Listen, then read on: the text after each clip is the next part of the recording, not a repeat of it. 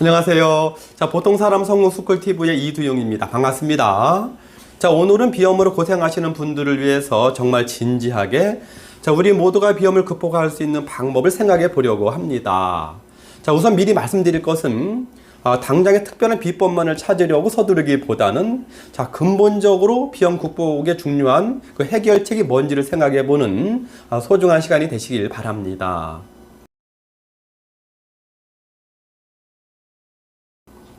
저의 조회수 80만 비염 극복 영상을 보면은요, 비염으로 고생하는 참 아픈 사연이 참 많습니다. 비염 때문에 자해까지 했다는 분, 환절기에 아침에 일어나면 또는 물 옆에만 가면 재채기와 콧물이 마구 나서 어느 때는 죽고 싶다는 생각이 들 정도라는 분, 또는 초딩 때부터 비염을 달고 살다가 양쪽 다 막히는 날에는 잠도 못 자고 숨 막혀서 울었던 적도 많다는 분, 비염으로 고생한 분이라면 충분히 공감할 내용입니다. 저도 20년 이상 지긋지긋하게 경험을 했기 때문에 이 사연의 마음이 참 아픕니다.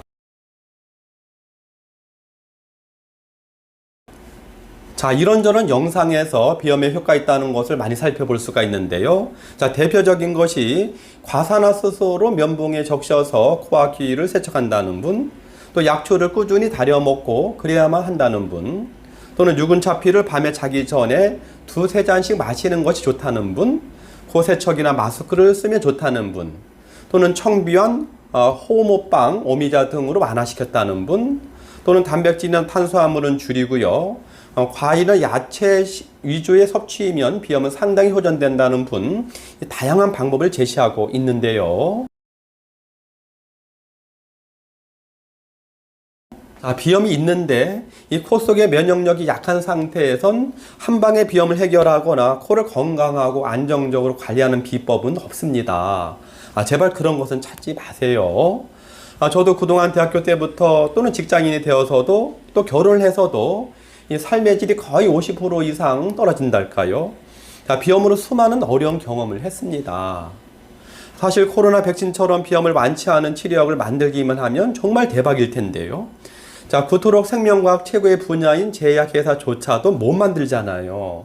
그나마 알약이든 뿌리는 약이 전부이고요. 그리고 평생 동안 병원에 수시로 왔다 갔다 해야 할 상황입니다. 참 비염 환자의 상황은 사람마다 좀 다르지만은요. 그러나 중요한 것은 이 코 속의 면역력이 약하고 예민하다는 거죠.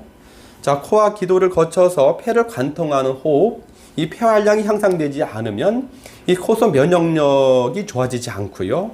그러면 절대 비염이 완화되거나 안정적인 관리가 어렵다는 점을 우선 충분히 이해하셔야만 합니다. 제가 첫 번째로 강력하게 추천하는 것은 바로 복식호흡입니다. 물론 염증 완화 알약이나 뿌리는 약을 먹는다든지 코 속을 세척한다든지 또는 기타 민간요법 실천 여부는 이 자신의 특성에 맞게끔 선택해서 실천하면 되지만요. 그러나 반드시 복식호흡과 더불어서 이 무리 안 하는 자신만의 꾸준한 운동 습관이 절대적으로 중요합니다. 신진대사와 혈액순환 그리고 이 스트레스 해소에 탁월한 효과적인 제가 수년간 실천을 하고 있는 저희 특별한 건강관리 습관인 이 슬로우러닝 운동법은 영상 뒷부분에 제시를 하겠습니다.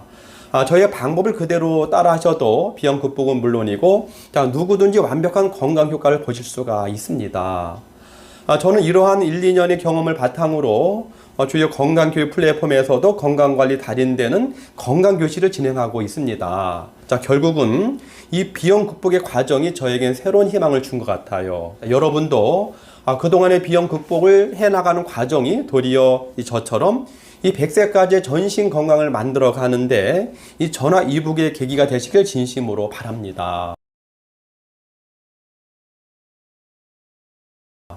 사람은 하루에 2만 번 이상의 호흡을 하는데요. 따라서 이 한 번 한 번의 호흡의 질은 이 코는 물론이지만 전신 건강에 절대적인 영향을 미칩니다. 이 복식호흡은 매우 간단하고 쉬운데요. 이 벗어난 전철 안에서도 또는 앉아서 업무를 볼 때도 이 사이사이 마음만 먹으면 언제 어디서든 실천이 가능합니다.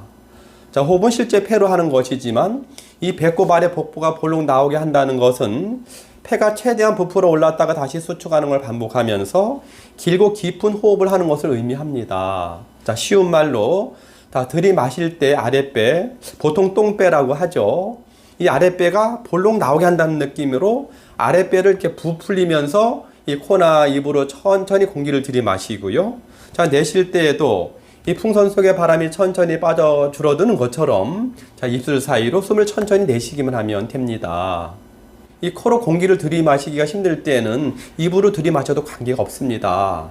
다시 한번 제가 쉽고 간단하게 연습을 해보겠습니다. 자, 한번 같이 해볼게요. 자, 이렇게 업무를 보면서 또는 누운 상태에서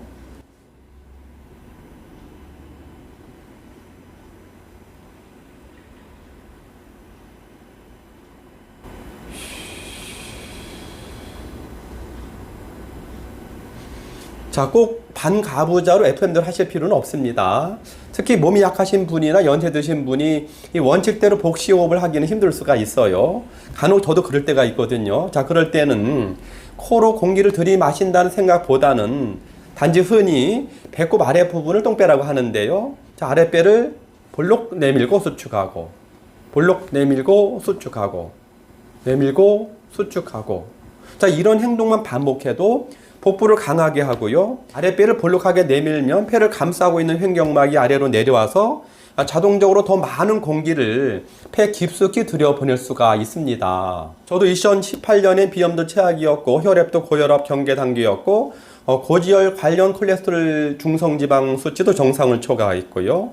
자, 신장 기능도 4년 내내 전문 병원에 가보라는 의사의 권유를 받았지만 자, 1년 이상 꾸준한 복식호흡과 이 슬로우 러닝 운동 습관을 통해서 2021년 7월 건강검진에서는 혈압이든 콜레스테롤이든 신장 기능이든 완전히 정상으로 회복이 되었습니다.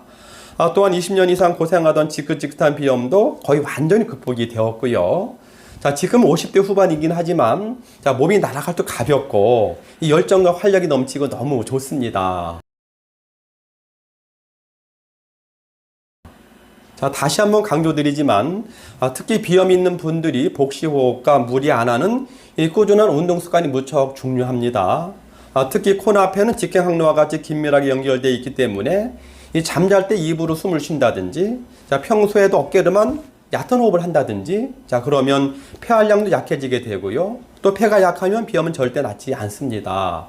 3개월 이상 꾸준하게 집중해서 실천하시면 저처럼 말을 할 때도 이 저절로 길고 깊은 복식호흡이 습관화될 수가 있습니다.